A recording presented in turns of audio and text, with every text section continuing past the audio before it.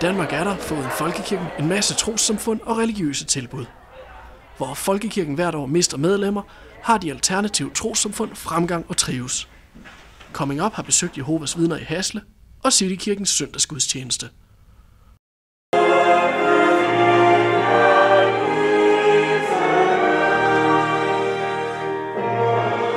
Jehovas Vidner holder kirkemøder i deres rigssale, og en meget stor del af menigheden møder op hver gang. Desuden livestreames møderne, så medlemmer af menigheden kan deltage telefonisk, hvis de er forhindret i at møde op.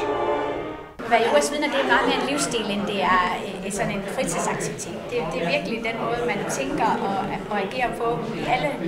Altså når jeg arbejder, så tænker jeg på, hvad er den norm, som jeg som kristen bør leve efter med ærlighed og sådan ting. Det genspejler, eller det gennemsyrer ligesom alt, hvad jeg gør i mit liv. Og det synes jeg, det er sådan, det skal være, fordi jeg føler ikke, at ens religion, det bør være sådan en frakke, man tager på om søndagen. Jeg føler, at det skal være det, du er, fordi det er så stor en ting. Så det, at man kan frit tale om sin tro, uden det skal være sådan pinligt eller mystisk, eller at det kan være sådan, at man er stolt af, og at andre forstår, hvad man mener, det kan begave. Mødet er bygget op omkring bøn, sang, prædiken og bibeloplæsning. Desuden fokuserer Jehovas Vidner på bibelstudier, hvor menigheden diskuterer bibelsteder, samt på fremvisning af video fra udenlandske Jehova-menigheder. Jeg har valgt at faktisk arbejde så lidt som muligt, og så have så meget, kunne gøre så meget frivillig arbejde som muligt. Men det er meget, meget forskelligt, hvordan det fungerer for det enkelte Jehovas Vidne. Men jeg bruger i hvert fald nogle timer hver dag på at gå ud og stemme det op klokker og tale om Bibelen med dem, jeg har lyst til det. Så det er nok en livsstil for mig. Altså, det fylder meget i min hverdag. Vi er jo lidt kendt for at være lidt mere strenge, holde os lidt mere til nogle normer, end normalt samfundet synes er særlig fedt.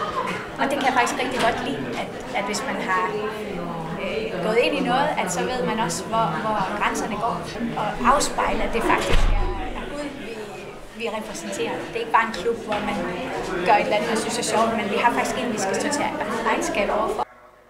Jehovas Vidner har flere møder hver eneste uge. De kan kontaktes igennem deres hjemmeside og telefonisk.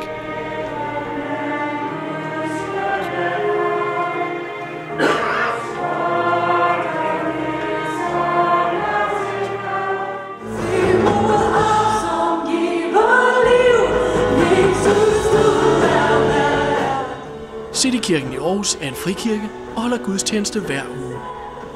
Her kombineres live musik, bøn og prædiken. Der er som regel flere hundrede medlemmer, og en gang imellem så mange, at salen er helt fyldt.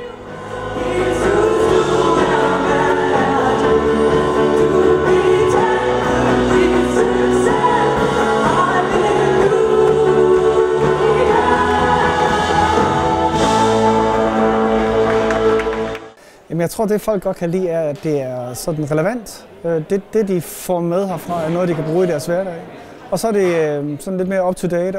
Musikken og stilen og så videre er ikke så anderledes, end det, man ellers kommer fra i hverdagen. Og så er folk typisk meget engagerede, når de er her. Det er typisk, fordi de brænder for et eller andet. Vi har 280 frivillige, så der er folk i gang med alt muligt. Og der, hvor man selv knokler på, der får man også gerne hjerte for ting. Kirkens menighed holder også arrangementer uden for gudstjeneste. For eksempel børnekirke, bøn og morgenmad, gadekirke, suppe og snak, menighedsmøder og ungdomskirke. Det, som mange tror om frikirke, er egentlig, at det kun er for dem, der kommer der. Altså, det er sådan, at for medlemmer. Og det, vi sådan lagde vægt på, da vi også startede Citykirken, var, at det er for alle. Vi prøver at være kirke for hele byen. Så alle er velkomne til vores gudstjenester. Og hvis man vil være medlem, så handler det om, at man har en tro på Jesus og får en samtale med os præster. Og så har vi sådan en enkelt dags kursus, hvor vi forklarer om, hvad er det for en kirke, du er kommet til. Og det er sådan set det. Så der er ikke sådan de store krav for at være medlem, og alle er rigtig hjertelig velkomne til alt, hvad der foregår her os. Citykirken har arrangementer næsten hver dag. Desuden kan den kontaktes igennem sin hjemmeside eller telefonisk.